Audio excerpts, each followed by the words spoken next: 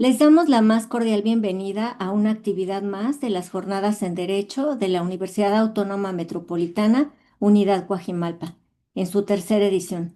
En esta actividad que vamos a presentar el día de hoy, tenemos el gusto de contar con el doctor Héctor Pérez Pintor, quien cuenta con una trayectoria académica de casi 25 años dedicado a la investigación de las ciencias jurídicas.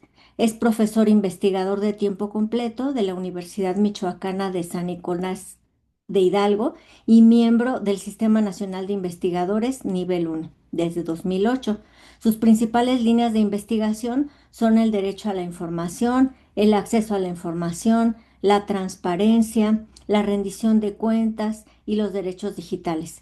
Además de su trabajo académico y docente, ha desempeñado una destacada labor institucional con incidencia en el desarrollo del campo jurídico en la universidad y en el estado de Michoacán. Inició sus estudios de doctorado en la Universidad Complutense de Madrid, obteniendo el grado de doctor en Derecho con la distinción Summa Cum Laude en 2005. En 2007 fue designado como primer coordinador del recién creado Centro de Investigaciones Jurídicas de la Facultad de Derecho. Ese mismo año impulsó la creación de la maestría en Derecho a la Información, primer programa de posgrado en el país especializado en dicha materia.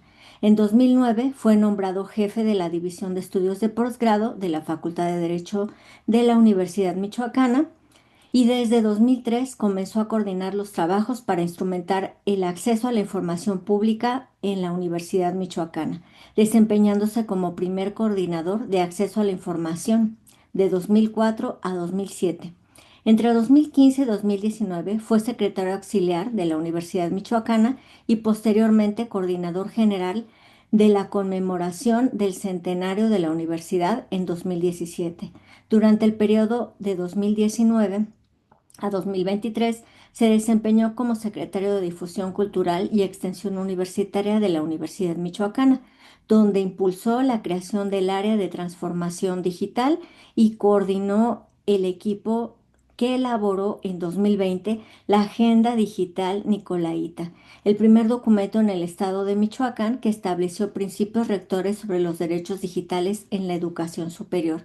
Ha colaborado en investigaciones internacionales sobre transparencia en España, formando parte del equipo de transparencia, buena gobernanza y comunicación, reconocido por la Universidad Complutense de Madrid y miembro fundador de la Red Temática Nacional sobre Rendición de Cuentas y Combate de la Corrupción en el CIDE y de la UDG. Forma parte del cuerpo académico Transformaciones Jurídicas y Sociales en el siglo XXI. En el ámbito de la formación de recursos humanos, ha dirigido trabajos de investigación en los niveles de licenciatura, maestría y doctorado y ha sido profesor invitado en diversas universidades nacionales e internacionales, entre las que destacan la UNAM, la Universidad de Colima, la Universidad de Guadalajara, la Universidad Autónoma de Nuevo León, la Universidad Autónoma de Quintana Roo, la Universidad Complutense de Madrid, la Universidad de Cádiz y la Universidad de Virginia, entre otras, impartiendo conferencias sobre derecho a la información, transparencia y derechos digitales. Entre sus publicaciones destacan diversos libros, capítulos y artículos especializados en sus líneas de investigación. Fue presidente del capítulo Michoacán de la MEDI, de la Asociación Mexicana del Derecho a la Información, y actualmente es presidente honorífico de la Lab Cívica AC, Laboratorio de Tecnologías Cívicas, organización dedicada a promover la transformación digital social con responsabilidad, impulsando el uso de tecnologías cívicas para fortalecer el ejercicio de los derechos digitales. Le damos la más cordial bienvenida al doctor y estamos gustosos de escuchar su conferencia magistral. Adelante, doctor. Muchas gracias, doctora Karina, y muy buenas tardes. Agradezco la invitación que se me ha hecho por parte de la Universidad Autónoma Metropolitana y los demás organismos, por supuesto, que están organizando estas terceras jornadas de derecho. Es muy honrado de estar aquí esta tarde y les saludo con muchísimo gusto. Voy a compartir pantalla para comenzar charla en la cual he titulado el nuevo régimen de los derechos digitales en México. Y me gustaría comenzar esta disertación con una evocación a un texto de Eduardo García de Enterría, un libro, un texto imperdible que es La lengua de los derechos, la formación del derecho público europeo tras la Revolución Francesa. Y ahí García de Enterría analiza estos cambios lexicológicos que se dieron a partir de la Revolución Francesa. Y señala, entre otras cuestiones, que toda la representación del mundo social y colectivo cambió súbitamente a partir de esa nueva formación. La vieja y rígida estructura social fue rasgada de un solo golpe y en su lugar apareció la imagen de una sociedad ideal, libre, fluida y abierta. Sigue señalando García de Enterría que se crearon nuevas leyes y actos políticos trascendentales, espectaculares, señala él literalmente, y que con ello las palabras intentaban precisar y construir imaginativamente cuestiones que quizás hasta este momento no estaban. Y a lo mejor ahí nos acordamos también un poco de esta novela de García Márquez, Cien años de soledad, donde señala, ¿no? En este pasaje tan hermoso que las cosas no tenían nombre y que iban de alguna manera señalándolas porque no tenían ese nombre. ¿Y por qué traigo a colación este tema? Pues porque estamos precisamente en un cambio de paradigma, en lo cual hay todavía, y estamos en esta formación de torrentes de palabras que intentan construir y señalar esto que está en constante evolución. El mundo digital, tal y como lo conocemos ahora, pues ha resignificado, y no solamente esto, sino ha creado, adaptado un léxico para entender las realidades que están surgiendo en estos entornos virtuales. Nos sorprendemos día a día sobre los avances de las tecnologías y los pasos que llevan. Y omito el tema de las nuevas tecnologías porque, aunque es en el argot quizá esta denominación que más conocemos, sin embargo, esto de lo novedoso parece que nos rebasa en cuanto abrimos y cerramos los ojos.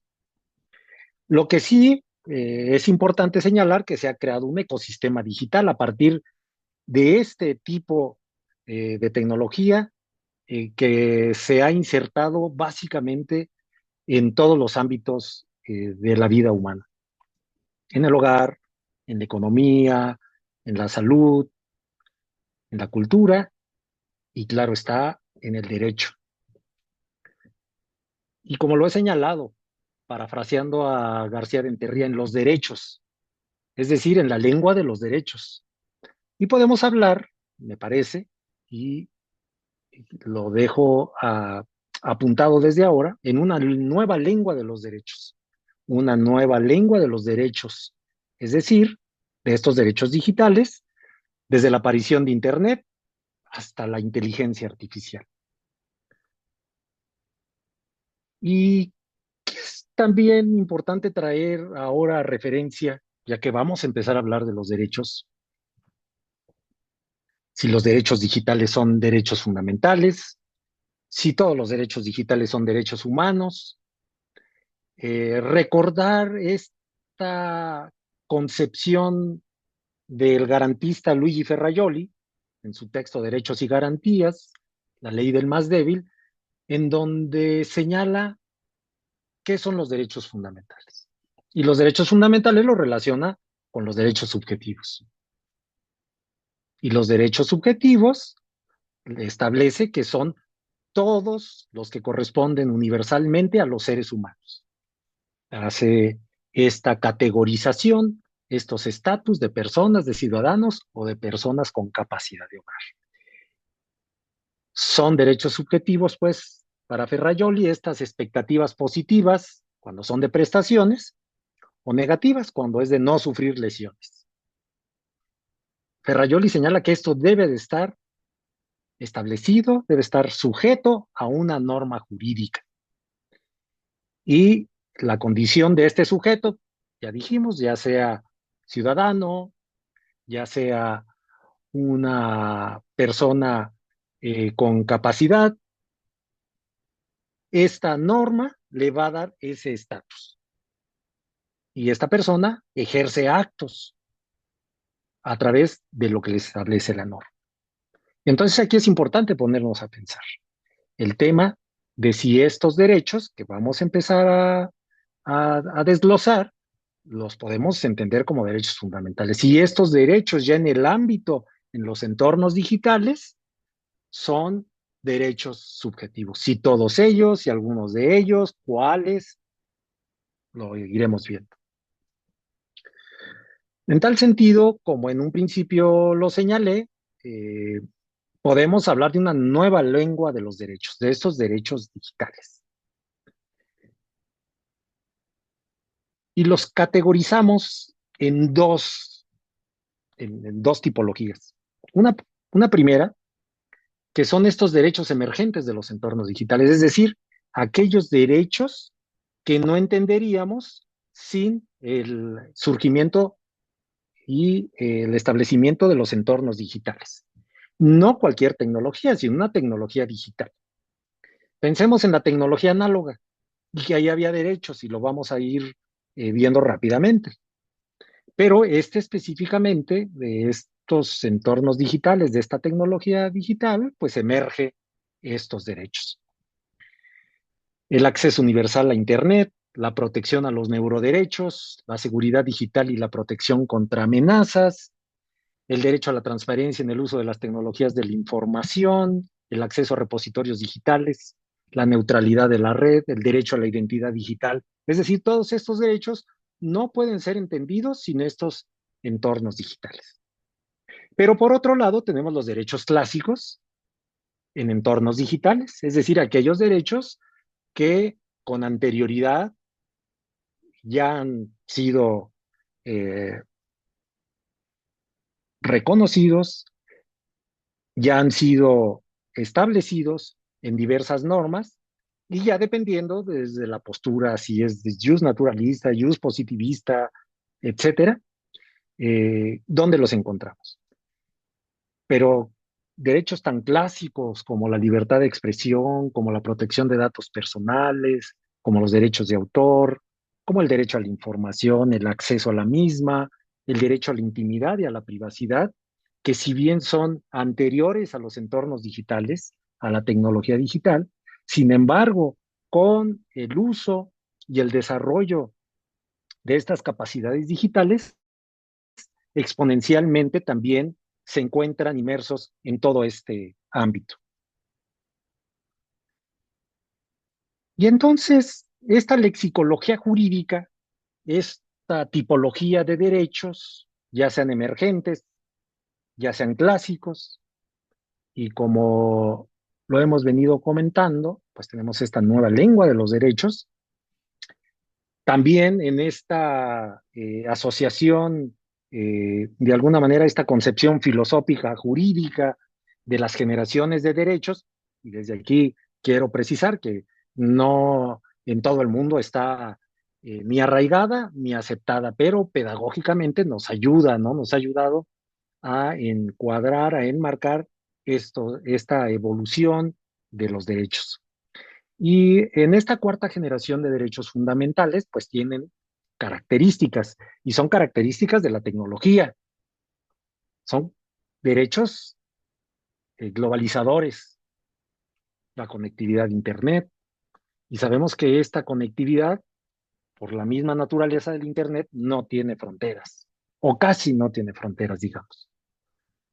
Hay una evolución constante en los mismos. La tecnología avanza, hay nuevas necesidades y claro que surgen nuevos derechos. Hay extensión de los derechos existentes, ya lo señalé, de estos derechos clásicos. Se redefinen, se adaptan la expresión o la privacidad a este contexto digital. Para que sean efectivos depende de una cooperación que se da entre diferentes actores. Hay una, o debería haber una sinergia entre gobiernos, empresas tecnológicas, organizaciones de la sociedad civil y las personas, los quienes usan esta tecnología. Y hay que reconocer que es un nuevo paradigma en cuanto a la dignidad humana en esta era digital y tecnológica, porque como todos los derechos, tienen este gran cobijo, tienen esta gran aspiración que es esta protección de la dignidad humana. En materia de los derechos de cuarta generación, de estos derechos fundamentales y específicamente los derechos digitales, también deberían, por sobre todo, buscar el respeto a la dignidad humana. Y esto, por supuesto, que nos representa un gran desafío en estos momentos por la misma tecnología. Veamos ahora cómo en diferentes áreas del derecho encontramos esta nueva lengua de los derechos.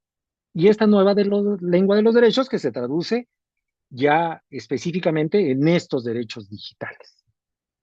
Así, en el derecho informático y de la propiedad intelectual, pues encontramos términos que antes nos parecían impensables que el derecho los pudiera acoger, como son el algoritmo, blockchain, las criptomonedas, los ciberdelitos, los contratos inteligentes, doxing, la firma avanzada, el phishing. En cuanto a privacidad y protección de datos, el derecho al olvido sobre todo en la red, la portabilidad de los datos, la responsable del tratamiento de datos personales, la violación de la seguridad de los datos que se da a través de estos entornos o se puede dar.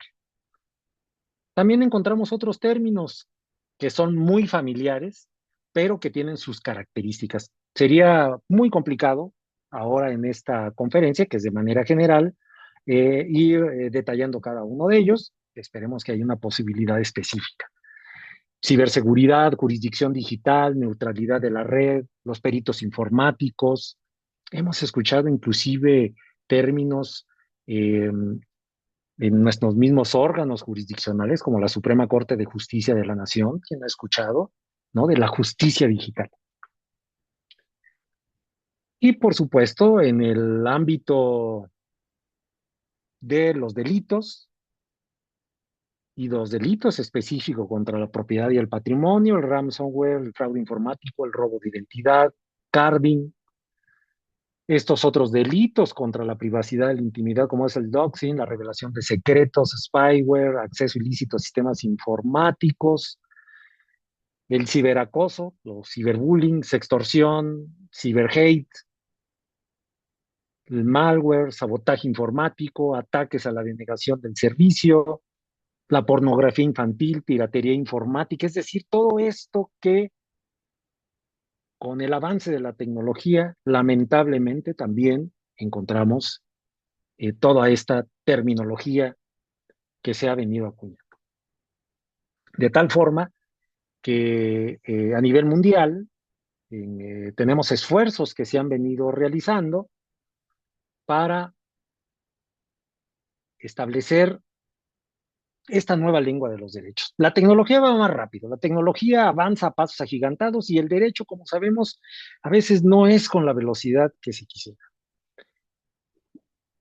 Hemos visto en últimas semanas, en los últimos meses, los esfuerzos, por ejemplo, en la Unión Europea, hace algunos días acaban de anunciar la entrada ya en vigor de ciertas acciones sobre la regulación de la inteligencia artificial en la Unión Europea. Estas normas que tiene la Unión Europea, y a la cual se han adherido algunas de las grandes empresas tecnológicas, ¿no? No todas. Algunas se han reservado el derecho en algunos casos, como es el caso de X. Encontramos otras que no han establecido o no se han sumado a estos esfuerzos, como es Meta, y hay algunas otras que se han adherido, como Microsoft, también con reservas.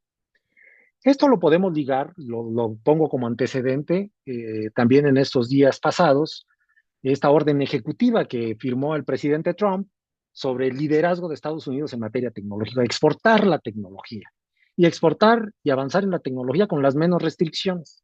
Entonces, por un lado, tenemos a nivel mundial los dos grandes gigantes tecnológicos, y hablo de la tecnología porque esto incide en el derecho, es decir, toda esa nueva lengua de los derechos digitales, de estos derechos en estas tecnologías, pues por supuesto que son o que van de la mano con todos esos avances tecnológicos de estas grandes corporaciones. Y entonces tenemos por un lado estos países que poco regulan, como es Estados Unidos y como es China, pero que son los países que tienen los avances mayormente cuantificables, no solamente en la importancia, sino también desde el punto de vista económico.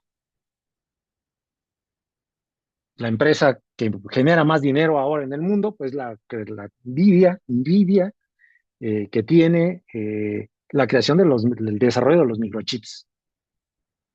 Por supuesto que sí. Y ya desde antes, eh, fíjense nada más, cuando Donald Reagan era presidente, allá en los ochentas, ya establecía que los microchips era un tema que iba a estar en la palestra mundial.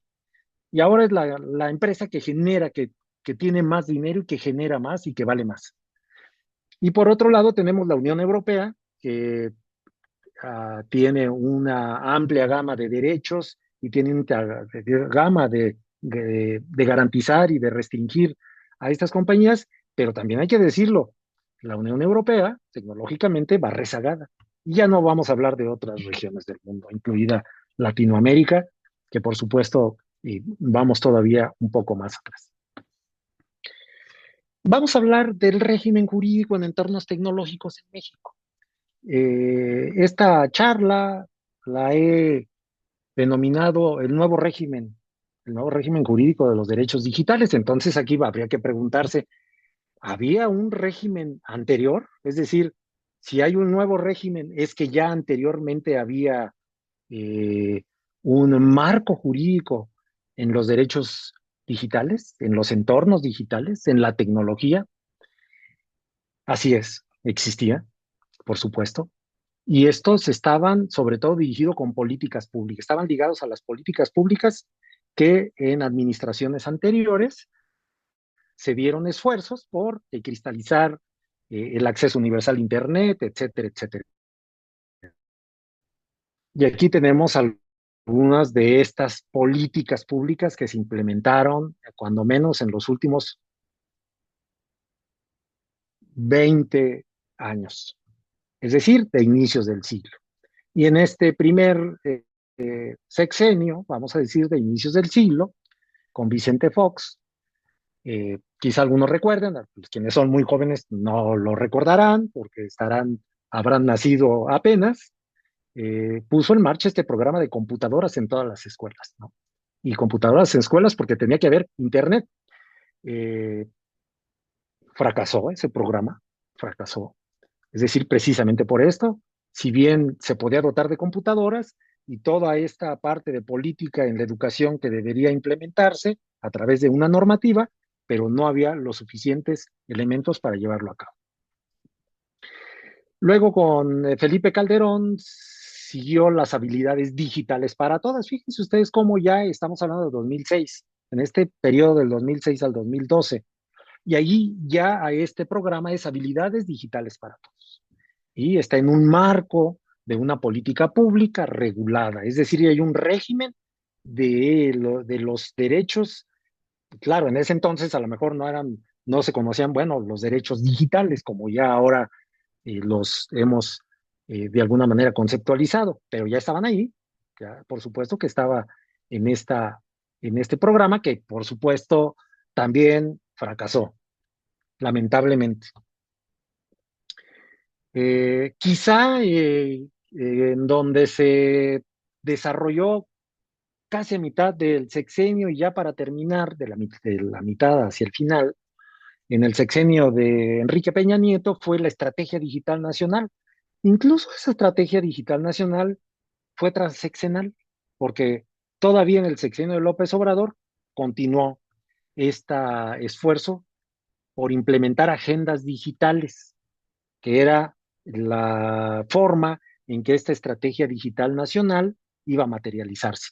Entonces, las agendas digitales como la Agenda Digital en Cultura, que fue la primera que se echó a andar, eh, luego la Agenda Digital en Educación, que ya en el sexenio de Andrés Manuel López Obrador se echó a andar, en salud, gobierno, economía, etcétera. Eh, entonces, podemos decir que que esta es una política, este es un marco regulatorio, normativo, que sí pasó que fue transeccional, pero que sin embargo no cuajó del todo.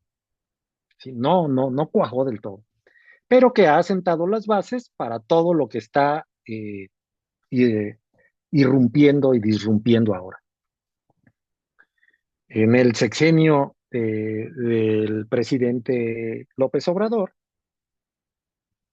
se estableció un programa que ahí sí recordaremos, que era Internet para Todos.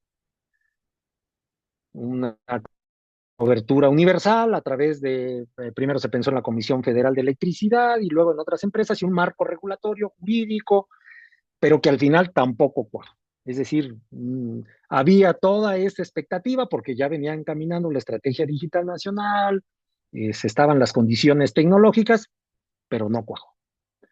Sin embargo, allí está este régimen de los derechos, del régimen jurídico del mundo digital, de inicios del siglo XX, del siglo XXI, perdón, de este siglo, hasta 2000, por ponerle una fecha, hasta el 2024. En este periodo, ya hacia casi entrando al 2020, poquito antes, ahorita veremos, pues sí podemos ya hablar de este nuevo régimen de los derechos digitales en México. Y podemos hablar de este nuevo régimen de los derechos digitales en México porque ya en la Constitución mexicana, las reformas de la Constitución mexicana que se dan en el 2017, sobre todo en Atlante, se establece en el artículo sexto constitucional el derecho de acceso a las tecnologías de la información y la comunicación, las TICs. Fíjense, un derecho humano, si lo ligamos con en el título donde se encuentran este artículo sexto constitucional, este primer capítulo, además, de los derechos humanos y sus garantías, pues este sexto constitucional establece tal cual el derecho de acceso a las TICs y también a los servicios de radiodifusión y telecomunicaciones, pero además les pone ahí muy específicamente nombre y apellido, porque en estos servicios de radiodifusión y telecomunicación van a incluirse el de banda ancha e Internet. ¿Sí? Son otros derechos, son estos derechos que ya encontramos en el sexto constitucional. Este nuevo régimen y las garantías. Una garantía a la sociedad de la información. El Estado va a garantizar el acceso a la sociedad de la información y del conocimiento y a la inclusión digital universal. Entonces estamos hablando ya de este régimen de derechos digitales a partir de la Constitución y que va a irradiar a diversas normas, entre ellas la Ley Federal de Telecomunicaciones y Radiodifusión, que ha sido materia de reformas en estos últimos meses. Y por supuesto, ya a partir de este sexenio, eh, encontramos en el Plan Nacional de Desarrollo, en el eje transversal 2, la innovación pública para el desarrollo tecnológico nacional y empieza a, a decir los cómo. Y en el compromiso 11, que aunque es muy vago, pero establece como compromiso la garantía del acceso a Internet. O sea, volvemos nuevamente el acceso a Internet como una garantía, como que debería ser como esta garantía resultado de un derecho, ¿no? De un derecho digital. Eh, Hemos visto en las reformas a la ley de la Administración Pública Federal, ahora la creación de la Agencia de Transformación Digital y Telecomunicaciones. Como hemos visto, esta súper agencia que tiene, cuando uno lee detalladamente en la Ley de la Administración Pública Federal, sus atribuciones, es una secretaría realmente, con el nombre de agencia, pero tiene todas las atribuciones, facultades de una secretaría, tiene ese rango. Eh, y en esta agencia de transformación y digital y telecomunicaciones, pues hay una serie de políticas, de regulaciones que no han estado lejos de ciertas turbulencias. Ustedes recordarán cuando se aprobaron todo este paquete de reformas, la Ley Federal de Telecomunicaciones, la Ley del Sistema Nacional de Investigación e Inteligencia, la Ley para eliminar los trámites burocráticos, la Ley de Seguridad Pública, una serie, la Ley General de Población, toda una serie de reformas que se hicieron y que van los temas digitales. Se señalaba que o se ha señalado que esta ley del Sistema Nacional de Investigación e Inteligencia pudiera llegar a ser invasiva en la privacidad, es decir, en un derecho digital, porque no es la privacidad básicamente, vamos a decir, en el mundo físico, es más allá del mundo físico, es en ese mundo digital. Ese es, ese es lo que voces han venido señalando que pudiera ser el motivo de estas transgresiones a raíz de las reformas que se dan. Y pues esto nos denota este ámbito digital, estos derechos digitales que están ahí. Eso, esta lexicología, esta nueva lengua de los derechos en el ámbito digital. Entonces, sí es muy importante cómo a nivel mundial ha cambiado. Nuestro país tuvo una primera etapa, vamos a decirlo, de inicio del siglo, y estamos en esta segunda etapa ya de los derechos y las garantías de los derechos digitales que se dan precisamente en estos entornos. De tal manera, pues, que nos encontramos ante grandes desafíos. No me gustaría terminar compartiéndoles algunas conclusiones, básicamente son dos o tres, ¿no? Como que es que sí hay un nuevo paradigma tecnológico y digital y esto nos trae desafíos, es desafiante y apenas podemos imaginar. Tan solo de esta tecnología ahora en boca prácticamente de todo el mundo como es la inteligencia artificial. No es la única, pero digamos es la que ha irrumpido porque está presente, omnipresente básicamente en todo el quehacer. Ahora mismo en esta conferencia, en esta videoconferencia y en las cuestiones tan cotidianas que parecieran que no está ahí omnipresente en una llamada por un dispositivo inteligente, etcétera. Ahí está ahí la inteligencia artificial. No me voy a detener más en ello, pero sí es un gran desafío y es unas posibilidades enormes que nos dan. Estamos en sociedades hiperconectadas y estas sociedades hiperconectadas lo que hace es que hay un cúmulo de derechos también.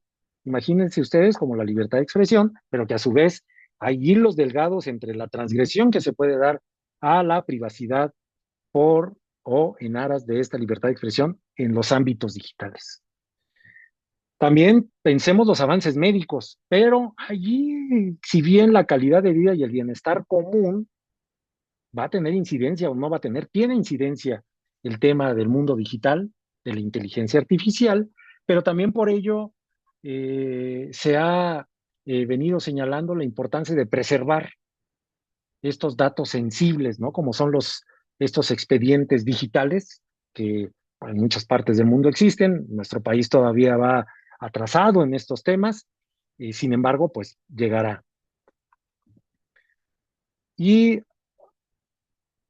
los retos que tenemos por delante, pues en primer lugar son estos retos éticos, esos retos jurídicos relacionados con la privacidad, con la seguridad y también con las desigualdades que se dan en el mundo. Es decir, soy un convencido de la tecnología, soy un convencido del mundo digital, de aprovechar todo el potencial. No podemos negarnos, a mi parecer, es una ola muy fuerte, es un tema que llegó para quedarse ya desde hace muchos años.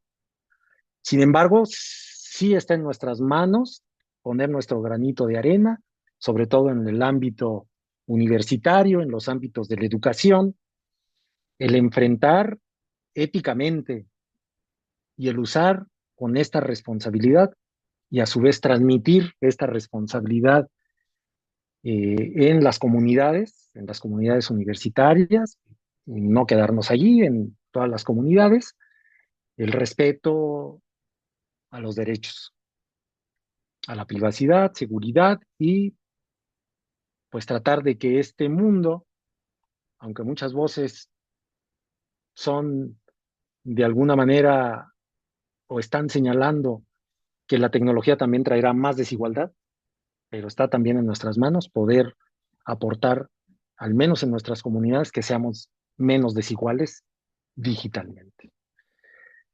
Muchísimas gracias por su atención. Yo aquí dejaría esta conferencia y por supuesto nuevamente agradeciendo a la Universidad Autónoma Metropolitana y a la División Sociales y de Ciencias Sociales y Humanidades de la misma y al Departamento de Estudios Institucionales y a la doctora Karina Trejo, que está ahora aquí. Nuevamente, doctora, un saludo y un agradecimiento y a la doctora Perla Gómez Gallardo, por supuesto. Muchísimas gracias. Al contrario, doctor, muchísimas gracias. Muy interesante las reflexiones que nos presenta sobre este panorama del nuevo régimen jurídico de los derechos digitales en México. Y ya para cerrar, si fuera tan amable de compartir algunas reflexiones con un par de preguntas. La primera sería, ¿cuáles son las garantías de los derechos digitales? Eh, Algo muy importante que señalaba al principio, por eso traía a reflexión el tema de Luigi Ferrajoli, de derechos y garantías, de la ley del más débil, es muy ad hoc con los derechos digitales.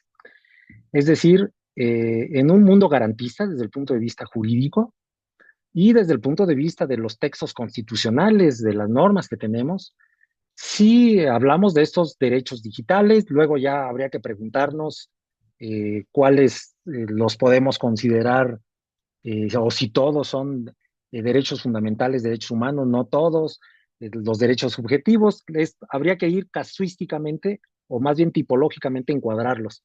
Pero lo que sí es que independientemente de ello, sí debe haber garantías.